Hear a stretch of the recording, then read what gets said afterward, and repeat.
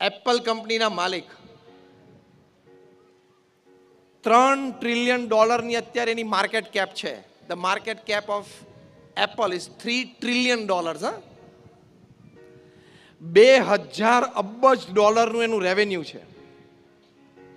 એટલે દુનિયાના લગભગ 250 દેશની જીડીપી કરતા એપલનું રેવન્યુ વધારે છે. દુનિયાના 200 નહીં 250 દેશોને ઇન્ડિવિજ્યુઅલી તમે લો તો એ સરકાર પાસે જે છે એની કરતા એપલ પાસે વધારે છે. કેટલી તાકાત કહેવાય કંપનીની.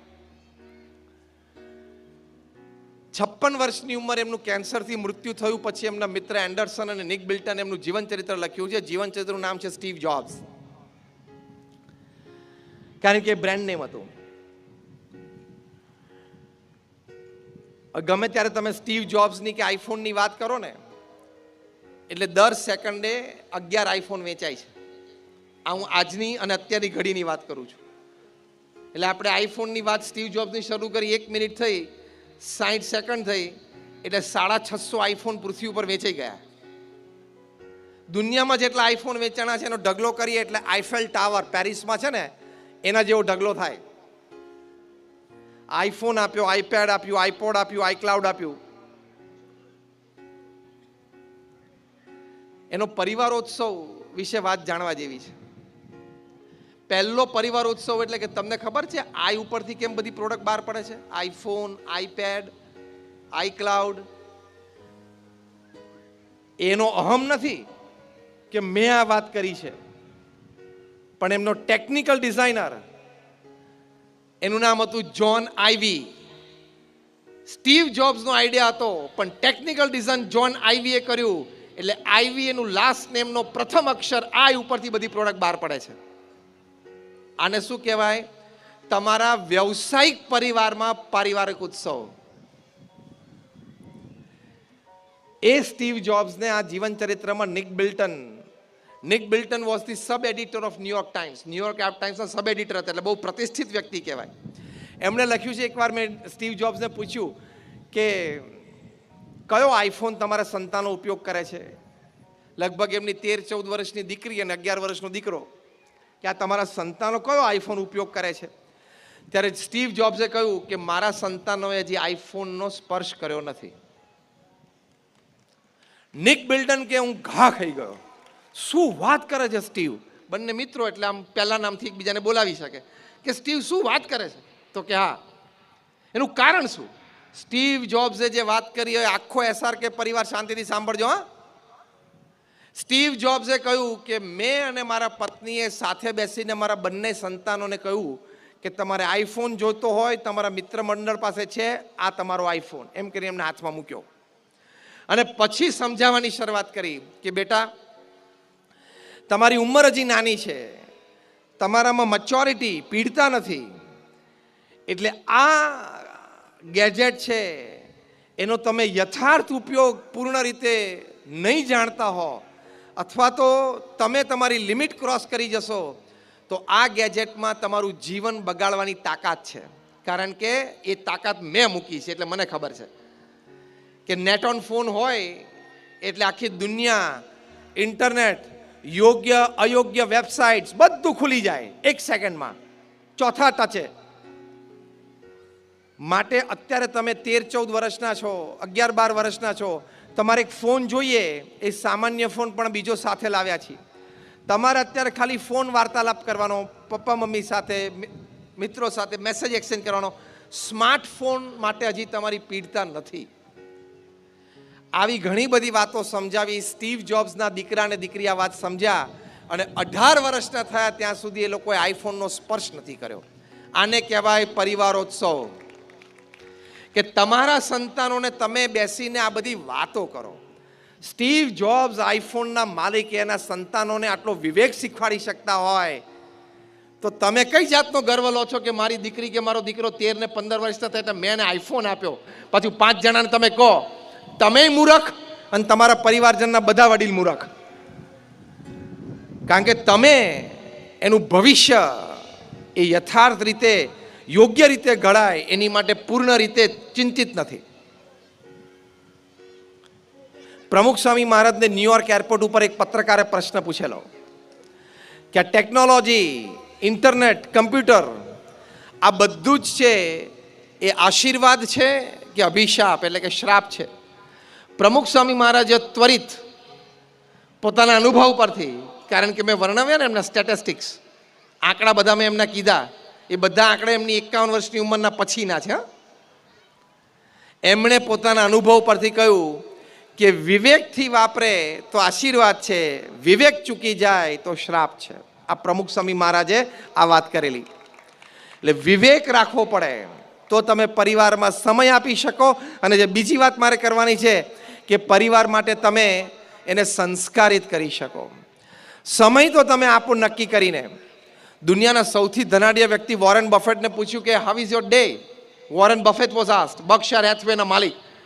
63 કંપનીઓ છે બર્કશાયર હેથવેની છે અને $100 અબજ ઇન્વેસ્ટમેન્ટ છે એનું. $100 અબજ. $1 અબજ એટલે અત્યાર પ્રમાણે 78 નો ભાવ ગણો $1 સામે, એટલે 7,800 કરોડ. 7,800 કરોડ એટલે $1 અબજ એવા $100 અબજ નું ઇન્વેસ્ટમેન્ટ છે. અને 63 કંપનીઓની CMD એ પોતે છે.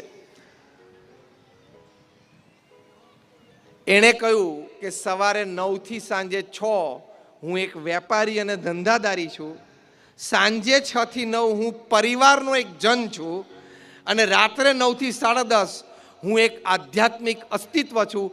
આવી રીતે મારો દિવસ પસાર થાય છે. આને પરિવાર ઉત્સવ કહેવાય. આને પરિવાર ઉત્સવ કહેવાય કે રાત્રે 9 થી 10:30 કોઈ કાર્યક્રમ જ નહીં, પરિવાર, અને સાંજે 6 થી 9 પરિવાર સિવાય કોઈ કાર્યક્રમ નહીં. તો આવી રીતે સમય આપવો. પછી સંસ્કારિત કરવા કે પરિવારજનોને તમારે સંસ્કારિત, તમે શિક્ષણ માટે કટિબદ્ધ છો એ સારી વાત છે, પણ પરિવારમાં સંસ્કારનું પ્રદાન સારી રીતે થાય એની માટે પણ તમારે જવાબદારી લેવી પડે. અત્યારે સ્કૂલમાં ગધેડાનો ચાલશે પણ ગણપતિનો નહીં ચાલે, કારણ કે નહીં તો તમે શિક્ષણનું ભગવીકરણ કરો છો. એટલે તમારે એ સંસ્કાર ઘરે આપવા પડશે. એ સંસ્કાર તમારે ઘરે આપવા પડશે, નૈતિકતાના, પ્રામાણિકતાના, શિસ્તના. એની માટે ઘરનું વાતાવરણ એવું ઊભું કરવું પડશે. 1996ની સાલમાં અમે પ્રમુખ સ્વામી મહારાજ સાથે અમેરિકા ગયા હતા. ત્યાં ફેમિલી શિબિર્સ એટલે આ પરિવાર ઉત્સવ જ હતો બધો. 15 પરિવાર સાથે અમે 2 સંતો આખો દિવસ રહીએ, બાળકો સાથે બેસીએ, એનું માનસ જાણીએ, વડીલો સાથે બેસીએ. એમાં બાળકોને સવારે અમે જ્યારે બેસતા ત્યારે એને એક ફોર્મ ભરાવતા કે what do you like about your parents and what you don't like about your parents from the children. તમારા માતા પિતા વિશે તમને શું ગમે છે ને શું નથી ગમતું. નાના 8-9 વર્ષના બાળકોએ જે વાત લખેલી, જો આ પરિવારમાં સંસ્કાર ના હોય અથવા તો સંસ્કાર પ્રદાન કરવાની વૃત્તિ ના હોય તો કોઈ દિવસ પરિવારનો ઉત્સવ ઉજવાય નહીં. એક 8 વર્ષના બાળકે લખેલું કે મારા માતા પિતા જે રીતે મારા દાદા દાદીને ઘરમાં ટ્રીટમેન્ટ આપે છે ને એ મને નથી ગમતું. હવે આપણે ચેક કરી લો, આપણા વૃદ્ધ માતા પિતા હોય અથવા તો અશક્ત હોય, બીમાર હોય, એની આપણે કેટલી સેવા કરીએ છીએ, એને કેટલો આદર આપીએ છીએ, એ તમારા નાના સંતાનો જોવે છે. કદાચ એ વ્યક્ત નથી કરતા, બોલતા નથી, પણ એના મનમાં તો બધી વાત છપાઈ જાય છે. એટલે હું તો બહુ ચોખ્ખા શબ્દોમાં આ વાત મેં ઘણી વખત કરી છે અને અત્યારે કરું છું. જો તમારા વૃદ્ધ મા બાપને તમે ઘરડા ઘરમાં મૂકી આવ્યા હોય તો એ જ રૂમની ડુપ્લિકેટ ચાવી અત્યારથી રાખજો. 25 વર્ષ પછી ત્યાં તમારો નિવાસ છે જ, ત્યાં રહેવાનું જ છે 25 વર્ષ પછી.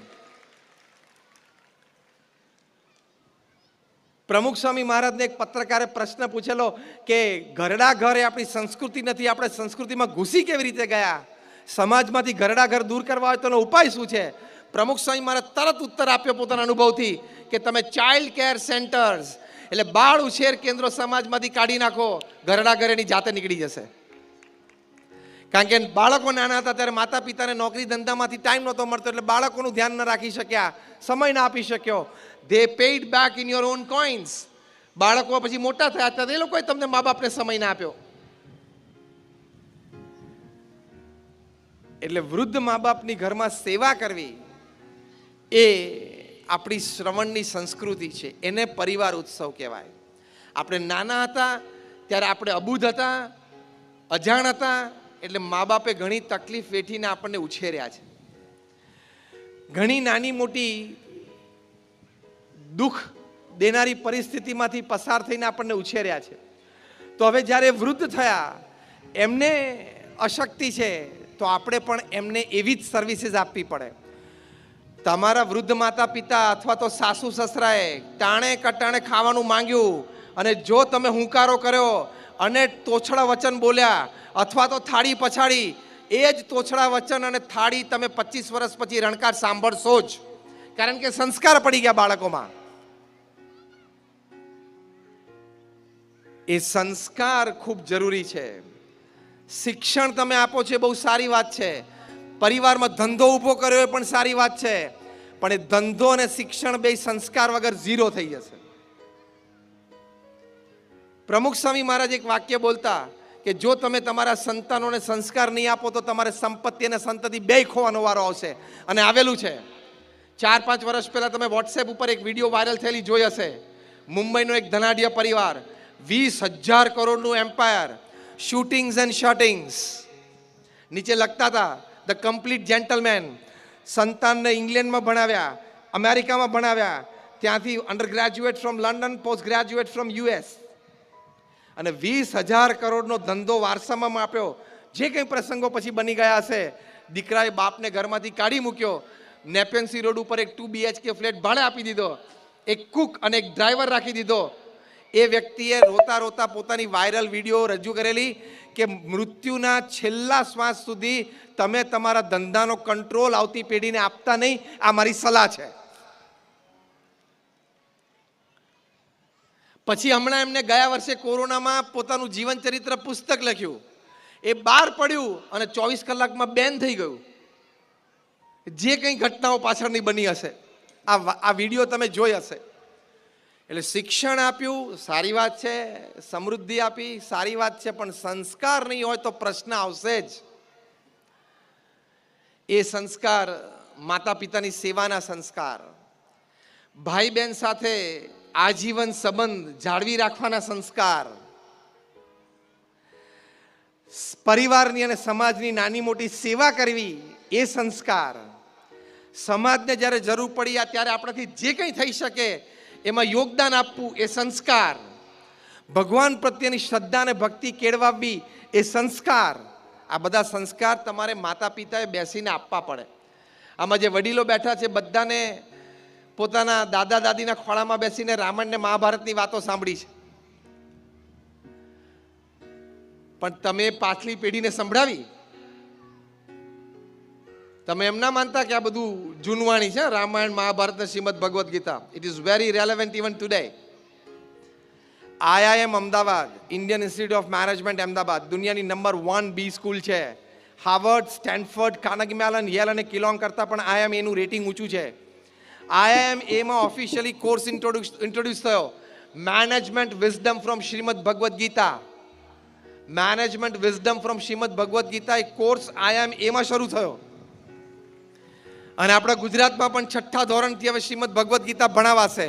એક ધર્મગ્રંથ તરીકે નહીં, પણ જીવન જીવવાની શૈલી, એ પણ સરકારશ્રીએ નિર્ણય કરેલો છે. તો આ ગ્રંથોમાં, આપણા ચરિત્રોમાં ખૂબ તાકાત રહેલી છે. પરિવારમાં આ ગ્રંથો સારી રીતે વસાવીને, આ ગ્રંથોનું નિત્ય વાંચન કરીને, આ ગ્રંથની બધી વાતો આપણા પરિવારજનોને ખબર હોય, એ પરિવાર ઉત્સવ ઉજવ્યો કહેવાય. બાકી રોહિત શર્મા, વિરાટ કોહલી, રોનાલ્ડો, એ બધાની વાતો તો તમારા છોકરાઓ એમને જાણી જશે. જાણવી જરૂરી છે માહિતી અને જનરલ નોલેજની દ્રષ્ટિએ, પણ શ્રવણ, નચિકેતા, ધ્રુવ અને પ્રહલાદની કોક દિવસ તો વાતો કરો. શ્રવણનું ચરિત્ર એના હૃદયમાં ઉતર્યું હશે તો કોક દિવસ તમે વૃદ્ધ હશો ને તમારા પગ દુખતા હશે તો પગ દબાવશે, બાકી ગળું તો છે જ, દાબી દેશે. એક વાત બાળકોએ આ લખેલી કે જે રીતે મારા દાદા દાદીને ટ્રીટમેન્ટ આપે છે મને નથી ગમતું. એક બીજા 9 વર્ષના બાળકે લખેલું કે મારા માતા પિતા મારી હાજરીમાં ઝઘડે છે ને એ મને નથી ગમતું.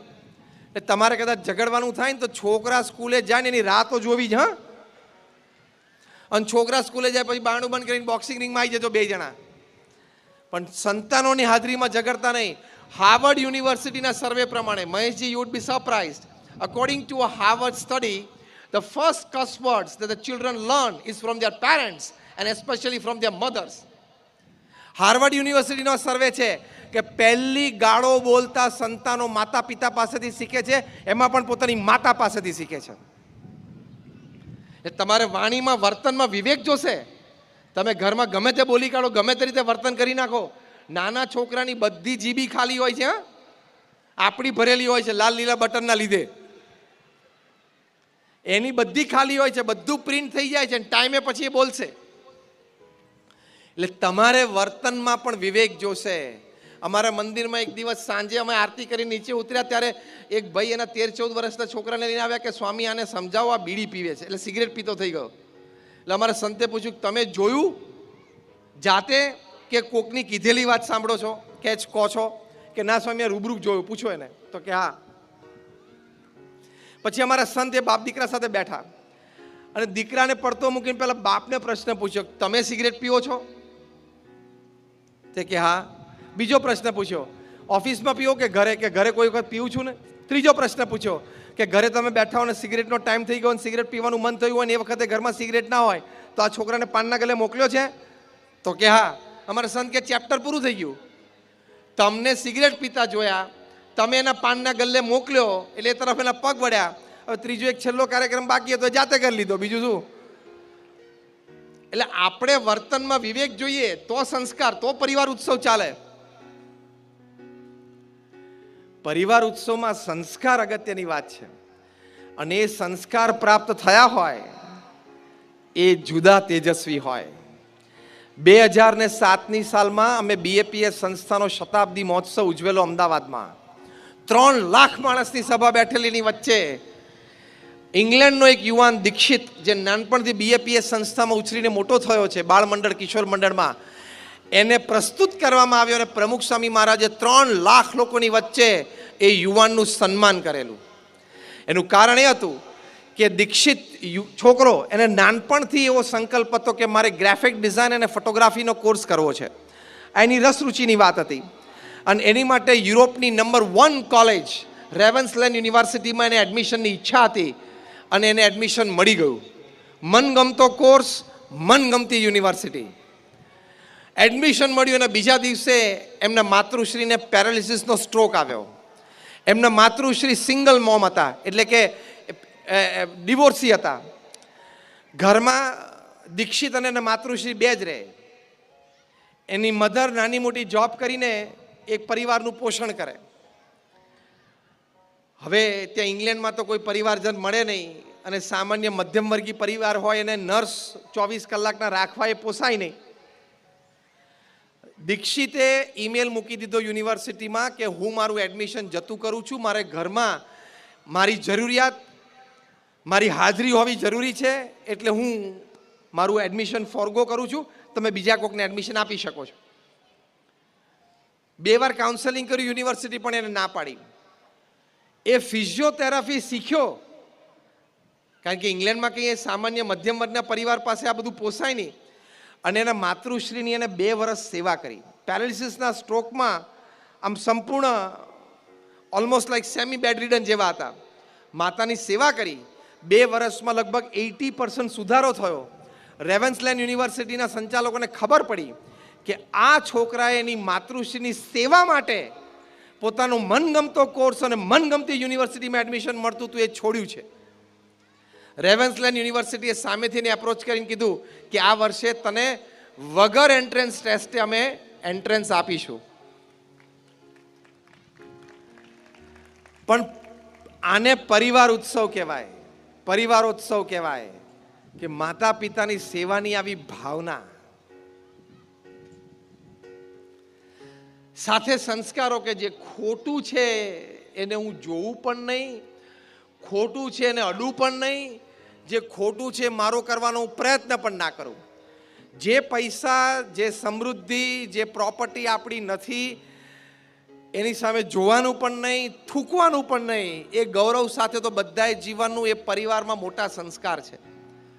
પરિવારમાં વડીલોએ બધાય સંતાનોને શીખવાનું કે બેટા અણહકના પૈસા અડવા જ નહીં. આ બહુ મોટા સંસ્કાર છે ગોવિંદ કાકા, બરોબર?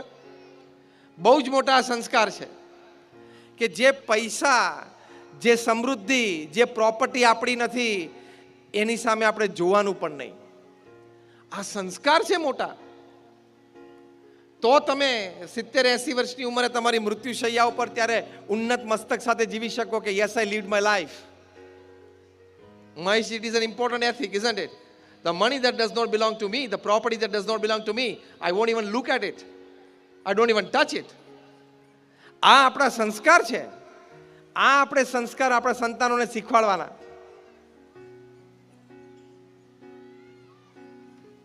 એકવાર એક છોકરો છે સ્કૂલેથી રબર ચોરીને ઘરે આવ્યો. તેના પિતાએ પૂછ્યું કે બેટા રબર તું ક્યાંથી લાવ્યો? તો કે મારી આગલી બેન્ચમાં એક છોકરો બેસે છે ને એનું બહાર પડેલું અને પાણી પીવા ગયો એટલે મેં લઈ લીધું. તો કે બેટા હું સરકારી કર્મચારી છું, હું તને ઓફિસથી આટલું બધું લાવી આપું છું, પછી તે શું કામ લીધું? ખબર પડી? હું તને ઓફિસથી લાવી જ આપું છું. હવે બાપે એવી રીતે જ લાવતો હતો, પછી સંસ્કાર છોકરામાં કઈ રીતે પડે? આવા જ પડવાના. એટલે એ સત્યનિષ્ઠાના સંસ્કાર આપવાના. બીજી એક અગત્યની વાત છે. પ્રમુખ સ્વામી મહારાજ એક વખત વિદ્યાનગરમાં હતા. એક વ્યક્તિ એમની 2 દીકરીઓની કંકોત્રી લઈને આવ્યા અને પ્રમુખ સ્વામી મહારાજને કહ્યું કે મારી 2 દીકરીના એક જ માંડવે મેં લગ્ન લીધા છે, આપ આશીર્વાદ આપો, બંને સુખી થાય. પ્રમુખ સ્વામી મહારાજે એ ભાઈના હાથમાંથી કંકોત્રી લઈ ઠાકોરજીને ધરાવી અને પછી એમને પાછી આપી કે અમે પ્રાર્થના કરીએ છીએ કે બંને સુખી થાય. પછી પ્રમુખ સ્વામી મહારાજ એનો હાથ પકડીને કહ્યું, હવે સાંભળજો કે તમારી બંને દીકરીઓને કહેજો કે સાસરે જાય છે તો સાસુ સસરા એના મા બાપ છે એમ માને. પ્રમુખ સ્વામી મહારાજ જાહેરમાં કહેતા કે સાસુ સસરાએ માનવાનું કે વહુ મારા ઘરમાં આવી છે, મારી દીકરી છે. એ ભાવના રાખવાની, અભિગમ રાખવાનો અને વર્તનમાં, વાણીમાં એ પ્રતિબિંબિત થવો જોઈએ. બીજી વાત પ્રમુખ સ્વામી મહારાજે કહી કે તમારી દીકરીને કહેજો કે સાસરે જઈને 2 વર્ષ સુધી મૌન રહે, એક શબ્દ ના બોલે. કદાચ એના સાસુ સસરા એને ટોકે, વઢે, એ ખોટા હોય તો એ વખતે સામું ન બોલે. આમાં કંઈ ખોટું સહન કરી લેવાની વાત નથી. પ્રમુખ સ્વામી મહારાજે શીખવાડ્યું કે વડીલ છે, સાસુ સસરા કદાચ બોલે તો એ વખતે તો સાંભળી જ લેવાનું. એ ખોટા હોય અને આપણે સાચા હોઈએ તો પણ સાંભળી લેવાનું. અને 2 દિવસ પછી શાંતિથી બેસાડીને વાત કરવાની કે પપ્પા તમે વાત કરતા હતા પણ વાત આમ હતી, મમ્મી તમે વાત કરતા હતા પણ વાત આમ હતી. તો સાસુ સસરાને પણ એમ થાય કે દીકરી ખાનદાન ઘરમાંથી આવી છે, સંસ્કારી છે, સામું બોલતી નથી. બાકી તમારી દીકરીને તમે MBA કરો, ફાર્માસિસ્ટ કરો, CA કરો, પણ જો સાસુ સસરાની સામે ઊંચી આંખ કરીને બોલી તો હર CA goes to dustbin, Har pharmacy goes to dustbin, Har MBA goes to dustbin. કારણ કે ગમે તેટલા ભણ્યા પણ વડીલોની મર્યાદા રાખતા તો આવડતું નથી. વડીલોની મર્યાદા રાખવી એ શું કહેવાય? એ તો તમે સંસ્કાર આપ્યા નથી. પ્રમુખ સ્વામી મહારાજે કહ્યું કે તમારી દીકરીને કહેજો કે સાસુ સસરા સામે ઊંચા સાથે બોલાય જ નહીં. એ બોલે ટોકે તો સાંભળી લેવાનું અને 2 દિવસ પછી શાંતિથી સ્પષ્ટતા. આને સંસ્કાર કહેવાય. આપણે ખોટું સહન કરી લેવું એ વાત નથી કરતા, પણ એ સમય તો સાચવવો જ પડે. તો જ પારિવારિક મૂલ્યો સચવાય, તો જ પરિવારોત્સવ ઉજવાય, તો જ સમાજની મર્યાદાઓ સચવાય અને તો જ સમાજ સુરક્ષિત રહે. નાની પેઢીએ મોટી પેઢીની મર્યાદા રાખવી જ પડે, બોલાય જ નહીં. એ આપણા સંસ્કાર છે. એ સંસ્કાર આપો એટલે શું ઉજવ્યું કહેવાય? પરિવારોત્સવ. એ આપણે ઉજવ્યું કહેવાય. સાથે સાથે પરિવારોત્સવમાં પતિ પત્નીના સંબંધો પણ બહુ અગત્યના છે. દિલ્હીમાં રોજના 70 કેસ નોંધાય છે ડિવોર્સના. મુંબઈમાં બાંદ્રામાં ફેમિલી કોર્ટમાં રોજના 70 થી 80. હૈદરાબાદ, સિકંદરાબાદ, ટ્વિન સિટીમાં રોજના 100. તે આટલો બધો તો શું વાંધો પડી જતો હશે?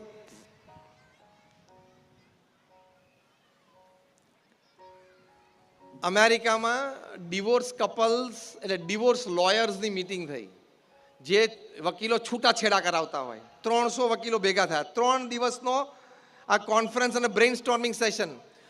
3 દિવસ પછી એ લોકોએ કન્ક્લુડ કર્યું કે યંગ કપલમાં છૂટાછેડાનું મુખ્ય કારણ શું છે? 5 મુખ્ય કારણ, the principal 5 reasons of divorce among young couples. 5 મુખ્ય કારણમાં એક કારણ પહેલું શું આવ્યું? Over exposure to social networking sites. Social નેટવર્કિંગની સાઇટ ઊભી કરે, ત્યાં બ્રાઝિલમાં કોકની સાથે મિત્રતા ચાલુ કરે ને આર્જેન્ટિનામાં ચાલુ કરે. તું અહીંયા કતારગામ ને વેસુ ને વરાછા ઓછા પડે તને? તે બ્રાઝિલ ને આર્જેન્ટિના સુધી પહોંચી ગયો. ઓનલાઈન મિત્રતા થઈ જાય અને ઓનલાઈન મિત્રતા થાય પછી લગ્નેતર સંબંધો બંધાય અને પારિવારિક ઉત્સવ સત્યનાશ થઈ જાય. તમે સોશિયલ નેટવર્કિંગ સાઇટ ઉપર જાઓ એટલે એક્સ્ટ્રા મેરિટલ રિલેશનશિપ ચાલુ થશે જ અને પ્રશ્ન આવશે જ. એ તો હજી આધાર કાર્ડ લિંક થાય છે. આધાર કાર્ડ નેટ સાથે લિંક થશે એટલે ખબર પડશે કે હું 2 વર્ષથી કોકને પિંકી સમજીને એની સાથે ચર્ચા કરતો હતો, એ તો રઘો હતો.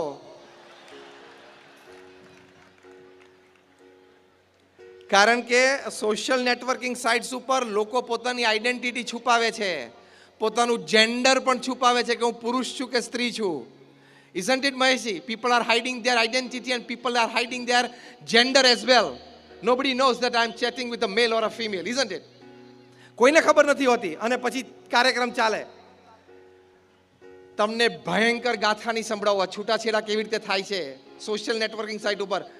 દિલ્હીમાં એક વ્યક્તિને સોશિયલ નેટવર્કિંગ સાઇટ ઉપર એક સ્ત્રી સાથે પ્રેમ થઈ ગયો. એ સ્ત્રીને પણ આ પુરુષ સાથે પ્રેમ થઈ ગયો અને ચેટિંગ કરે અને ફોટો તો પેલો આમ એવા એંગલથી પાડીને મૂક્યો ને તો તમે આઈડેન્ટિફાય ના કરી શકો.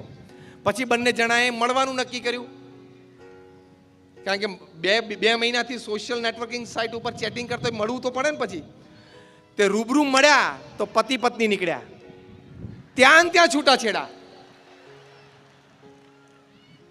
હવે એના કરતાં પણ તમને એક ભયંકર ગાથા સંભળાવો. બધી સત્ય ઘટનાઓ છે. આમાં પરિવાર ઉત્સવ નષ્ટ, ટોટલ કાર્યક્રમ પૂરો.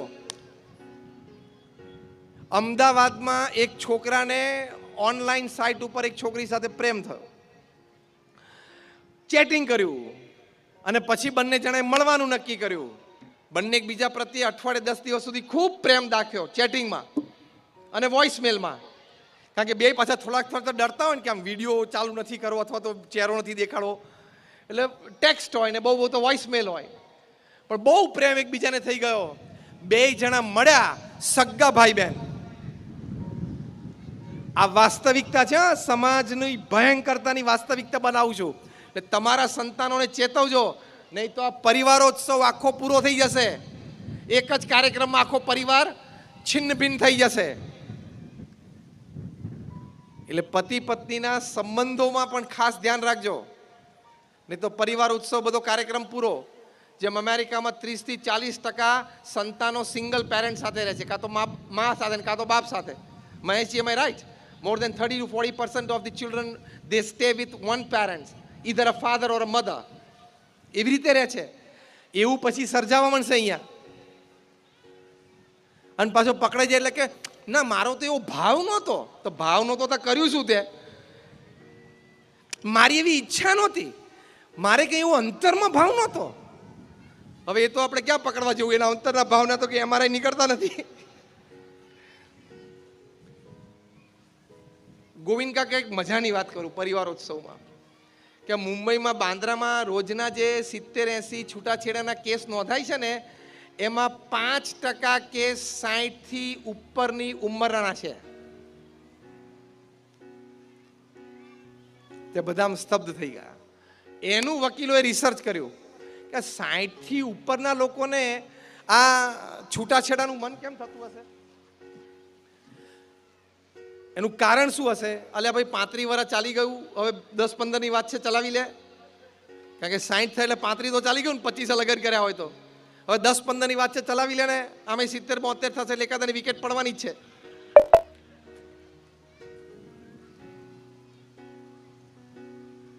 તેના સંશોધન પછી ખબર પડી 5 મુખ્ય કારણમાંનું એક કારણ 60 થી ઉપરના લોકોમાં ડિવોર્સ થાય, છૂટાછેડા માટે નોંધાવે છે. એમાં 5 મુખ્ય કારણમાંનું એક કારણ ખબર છે?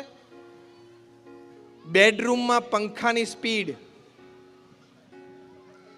એકને 1 ઉપર જોઈતો હોય અને એકને 5 ઉપર જોઈતો હોય, એકને AC 18 જોઈએ અને એકને 25 જોઈએ, છૂટાછેડા. એટલે એક ગોદડું વધારે ઉઠી લે, છૂટું ના પડાય. અને એક ગોદડાથી ના પતતો તો પલંગ નીચે ઘૂસી જા, પણ એમ છૂટું પડાય નહીં.